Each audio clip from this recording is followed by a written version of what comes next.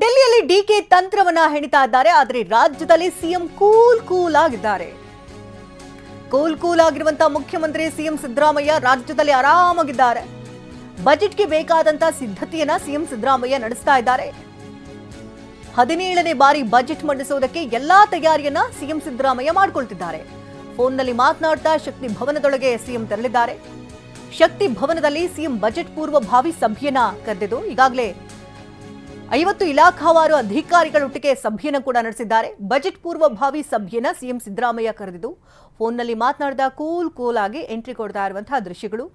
ಮತ್ತೊಂದು ಕಡೆಯಲ್ಲಿ ದೆಹಲಿಯಲ್ಲಿ ಡಿಕೆ ಶಿವಕುಮಾರ್ ಬೀಡು ಬಿಟ್ಟಿದ್ದು ಹಿರಿಯ ನಾಯಕರನ್ನ ಭೇಟಿ ಮಾಡಿ ಅವರಿಗೆ ಮನವರಿಕೆ ಮಾಡಿಕೊಳ್ತಾ ಇದ್ದಾರೆ.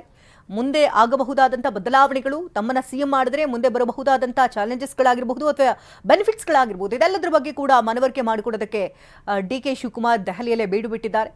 ಹಾಗೆ ಕೊಟ್ಟ ಮಾತಿನ ವಿಚಾರ ಕೂಡ ಹಿರಿಯ ನಾಯಕರೊಟ್ಟಿಗೆ ಚರ್ಚೆಯನ್ನ ಮಾಡ್ತಿದ್ದಾರೆ. ಈ ಬಗ್ಗೆ ಇನ್ನಷ್ಟು ಡೀಟೇಲ್ಸ್ ಅನ್ನ ಕೊಡ್ತಾರೆ ನೇರ ಸಂಪರ್ಕದಲ್ಲಿ ಪ್ರಸನ್ನ. ರಾಜ್ಯ ರಾಜಕೀಯದ ಚಿತ್ರಣ ಒಂದು ರೀತಿ ಈ ಗುಡುಗು ಸಿಡಿಲು ಬಡಿದಂತೆ ಕಾಣ್ತಾ ಇದೆ. ಒಂದು ಕಡೆ ಡಿಕೆ ಶಿವಕುಮಾರ್ ದೆಹಲಿಯಲ್ಲಿ ಕಾವನ್ನ ಏರಿಸ್ತಾ ಇದ್ದಾರೆ, ಇತ್ತ ಕೂಲ್ ಆಗಿ ಸಿಎಂ ಸಿದ್ದರಾಮಯ್ಯನವರು ಸಭೆಗೆ ತೆರಳ್ತಾ ಇರುವಂತಹ ದೃಶ್ಯಗಳನ್ನು ಕೂಡ ಗಮನಿಸಿದ್ವಿ. ಏನಾಗ್ತಾ ಇದೆ ರಾಜ್ಯ ರಾಜಕೀಯದ ಚಿತ್ರಣ?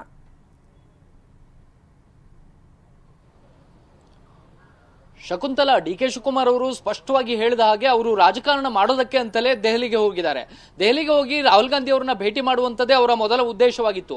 ನಿನ್ನೆಯಿಂದ ಅವರು ದೆಹಲಿಯಲ್ಲೇ ಠಿಕಾಣಿ ಹೂಡಿದ್ರು ಕೂಡ ಕೆ.ಸಿ. ವೇಣುಗೋಪಾಲ್ ಮತ್ತು ಮಲ್ಲಿಕಾರ್ಜುನ್ ಖರ್ಗೆ ಅವರ ಭೇಟಿ ಮಾತ್ರ ಸಾಧ್ಯವಾಗಿತ್ತು. ರಾಹುಲ್ ಗಾಂಧಿ ಅವರ ಭೇಟಿ ಸಾಧ್ಯವಾಗಿರಲಿಲ್ಲ.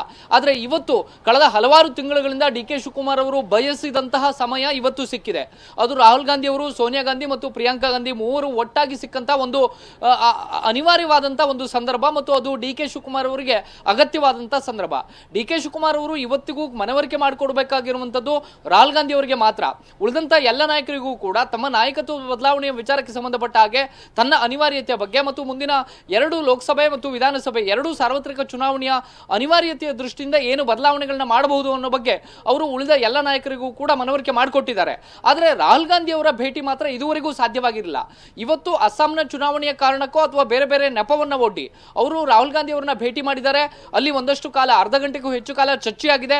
ಆ ಚರ್ಚೆ ಏನು ಅನ್ನುವಂತ ಅಂಶಗಳನ್ನ ಈ ಕ್ಷಣದ ತನಕವೂ ಕೂಡ ರಾಹುಲ್ ಗಾಂಧಿ ಅವರ ಜೊತೆ ಮಾತನಾಡಿದಂತ ಅಂಶಗಳನ್ನ ಡಿ.ಕೆ. ಶಿವಕುಮಾರ್ ಬಹಿರಂಗವಾಗಿ ಸ್ಪಷ್ಟಪಡಿಸಿಲ್ಲ. ಆದ್ರೆ ಇದೊಂದು ಅವಕಾಶವನ್ನ ಬಹುತೇಕ ಡಿ.ಕೆ. ಶಿವಕುಮಾರ್ ಕೈ ಚೆಲ್ಲುವಂತಹ ಸಾಧ್ಯತೆಗಳು ತುಂಬಾ ಕಡಿಮೆ ಇದೆ. ಒಂದು ಕಡೆ ಸಿದ್ದರಾಮಯ್ಯನವರು ತಮ್ಮ ಬಜೆಟ್ ಪೂರ್ವಭಾವಿ ಸಭೆಯನ್ನ ನಿರಂತರವಾಗಿ ನಡೆಸ್ಕೊಂಡು ಬರ್ತಾ ಇದ್ದಾರೆ. ಎಲ್ಲಿಯ ತನಕ ರಾಹುಲ್ ಗಾಂಧಿ ಕರೆಯೋದಿಲ್ವೋ ಅಲ್ಲಿ ತನಕ ತಾನು ದೆಹಲಿಗೆ ಹೋಗೋದಿಲ್ಲ ಅಂತ ಹೇಳಿ ಸಿದ್ದರಾಮಯ್ಯನವರು ತೀರ್ಮಾನ ತೆಗೆದುಕೊಂಡಿದ್ದಾರೆ. ಹೀಗಾಗಿ ಸಹಜವಾಗಿ ಈ ಗೊಂದಲಗಳು ಯಾವಾಗ ಬಗೆಹರಿಯುತ್ತೆ ಅನ್ನುವಂಥದ್ದು ಕುತೂಹಲವನ್ನು ಮೂಡಿಸ್ತಾ ಇದೆ. ಶಕುಂತಲಾ, ಧನ್ಯವಾದ ಪ್ರಸನ್ನ ತಮ್ಮ ಅಪ್ಡೇಟ್ಸ್ಗಾಗಿ.